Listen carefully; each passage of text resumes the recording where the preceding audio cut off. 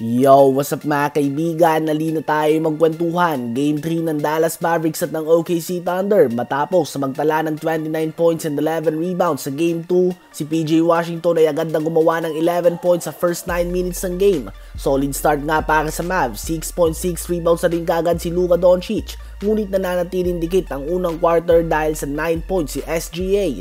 Very obvious nga na hindi 100% si Luka Doncic. Ganun pa man ay binibigay niya pa din nga ang lahat ng kanyang makakaya.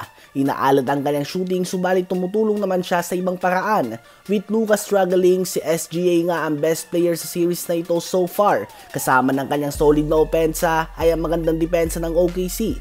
Kaya naman natapos ang first half sa score na 52-51. 1 point lead para sa OKC Thunder. 17 points, 4 assists si SGA on 60% shooting sa field. Sa Mavs naman ay 19 points si PJ Washington at 14.7 rebounds si Luka Doncic, ngunit 4 of 11 lamang siya sa field. As a team ay 5 of 19 lang nga ang Mavs sa 3-point line. Sa third quarter naman ay gumawa ng 11-0 run ang OKC at bumuo ng double-digit lead. Ganun pa man ay nagliliyab si PJ Washington at sumagot ang Mavs ng kanilang 16-0 run. Nainis na rin nga si Doncic kay Lu Dort at sa pag-flop umano nito. Gusto na nga niya na matawagan ito ng technical foul.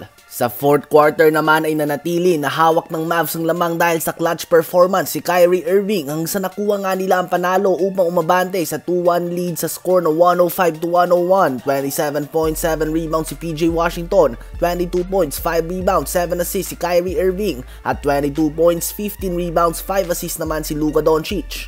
Ngayon ay tumungo naman tayo sa Denver Nuggets. Kahapon nga ay ginulat nila ang then undefeated Timberwolves sa playoffs sa kanilang Game 3 matchup. Kung titingnan mo nga ang first 2 games ay tila ba overpowered talaga ang Nuggets ng Timberwolves. Ganun pa man binaligtad nga nila ang bakbakan sa home court ng Minnesota. Umabot pa nga sa 34 points ang lamang ng defending champions, completely outplaying the Timberwolves. At sa post-game interview ay sinabi nga ni Coach Michael Malone na inutusan niya ang isa sa kanilang mga staff na compile ang mga video ng mga media analysts na sinasabi na kesyo tapos na ang series na ito. Wawalisin na sila ng Timberwolves. Mas magaling ito sa kanila at iba't ibang mga bagay na ino-overlook na sila.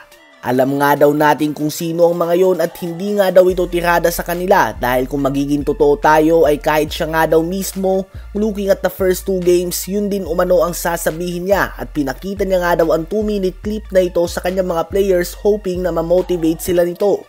Well, mukhang epektibo nga naging taktika ni Coach Michael Malone dahil first quarter pa lang ay nagliliyab na sila. Si Murray at Porter Jr. na hindi mahanap noong Game 2 ay nagtala ng combined 45 points sa Game 3 habang si Nikola Jokic naman ay nagtala ng impresibong 24 points, 14 rebounds, 9 assists, 3 steals and 3 blocks.